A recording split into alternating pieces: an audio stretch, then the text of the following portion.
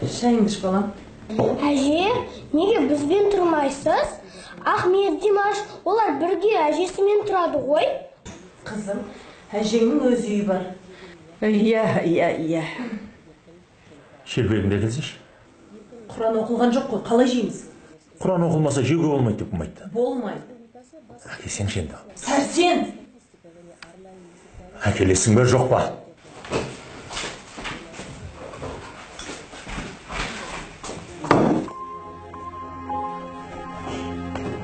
Қайдан ғана кіре қойып едім. Мына балапандар етегіне жармасып қойбақ болсын кірген. Ошықтаңдар. Мына балалар шошықтаңдар.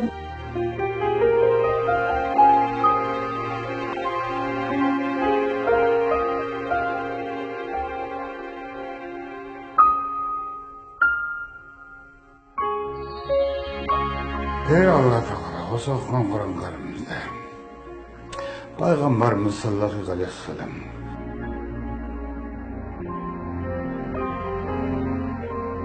Аллаху акбар.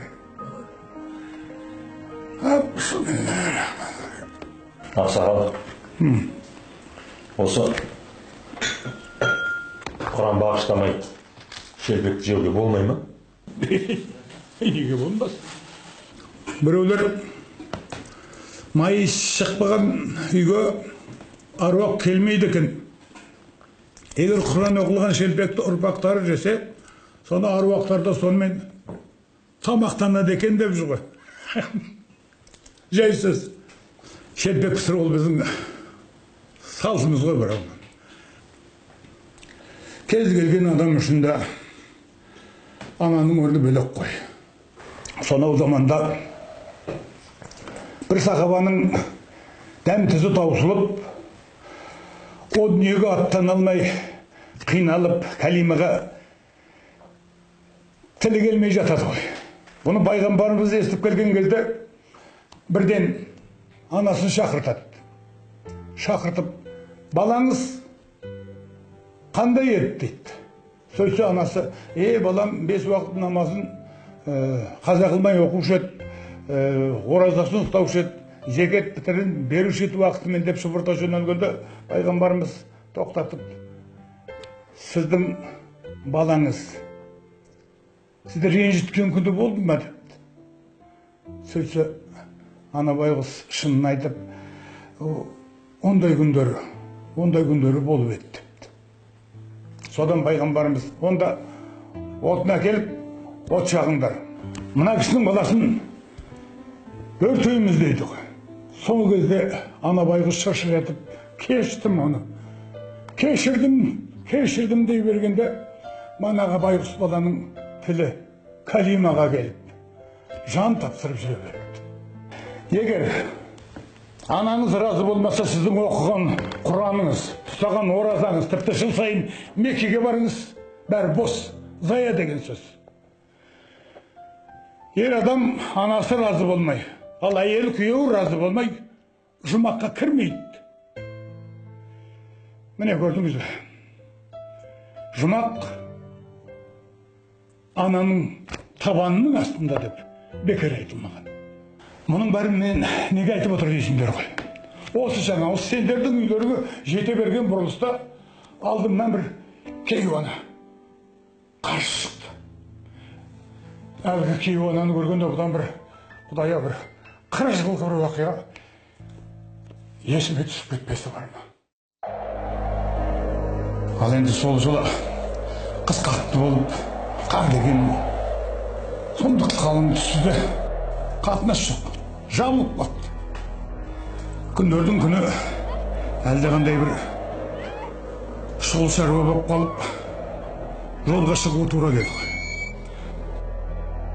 Күн дегенің боран, алдымыздан ағыстан бірдеңе қарайып көрінеді. Содан жақындап барып көргенімізде әлгі қарайғанымыз баласын шанаға салып алып сүйреткен әйел.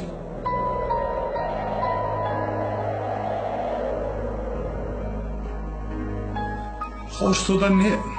Әлгі әйел баласының ыстығы көтеріліп, ауырған соң есі шығып, нар тәуекелдеп, шанамен жаяулап шығып кеткен екен. Құданың құдіреті, мына бейнетті көрмейміз. Соның әлгі әйел аяғын тайып жығылып, құлап, жін-шігін сындырып алады. Соның орнында болса, басқамыз сол аяғымызды сүйретіп, не кері қайтар еді, не болмаса сол жерде қозғала алмай жатып қалар ма кімбісін. Ал әлгі әйел болса, балам ыстығы көтеріліп, өліп кетеді деп ойлап, сынған аяғына қарамай, 20 шақырымдай жерде ит қорлықпен басып өтіп, бізге кездескен бет екен ғой. Аяғы күп боп сіңіп кеткен байғұс бізді көріп талықсып кетті. Егерек барлығымыз улап-шулап, кері қайтып, әлгілерді бәлінізге тапсырдық қой. Балам, ананың баласы үшін жанып тұрған отқа түсуге дайын екен, мен міне сонда көрдім. Бұл оқиғаны кейін ана журналшылар газетке де жазды ғой.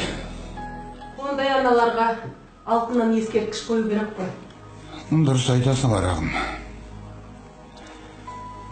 Осы күнге дейін сол оқиға есімнен еш кетпей қойды. Ана әйелдің тағдыры қалай болды екен? Баласы қандай азамат болды екен? Өздерін бір көрерметтеп жүруші едім ғой. Сонда жаңғаны алдымдан өте шықпасы бар ма? Жазбай таныдым.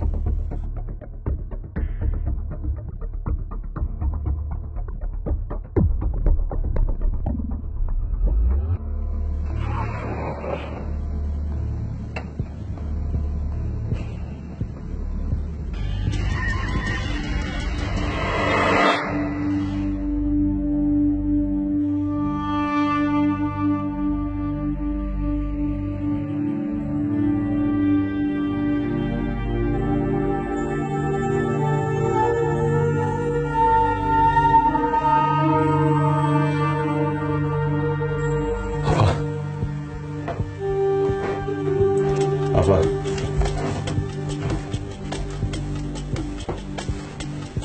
Apa kişiş mi?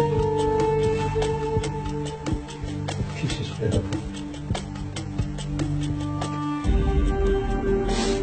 Apa kişiş mi? Apa? Apa? Apa? Ama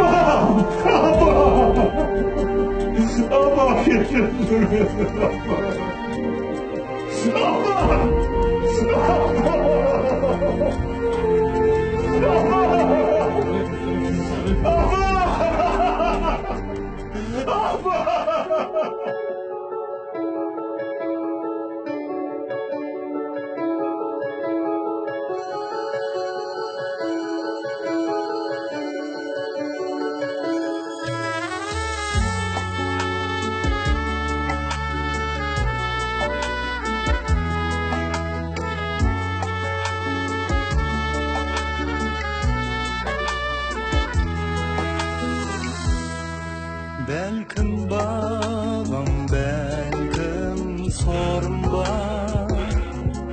Kalın oydum, kaldım sonunda. Kulunum, есіңді жи, сәрсен.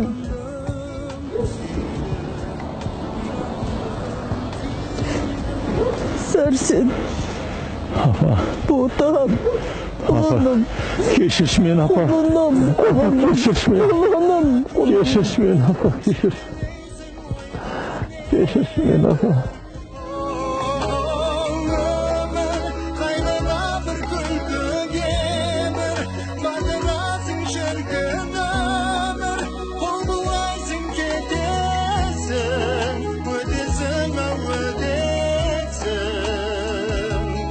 Bir günüme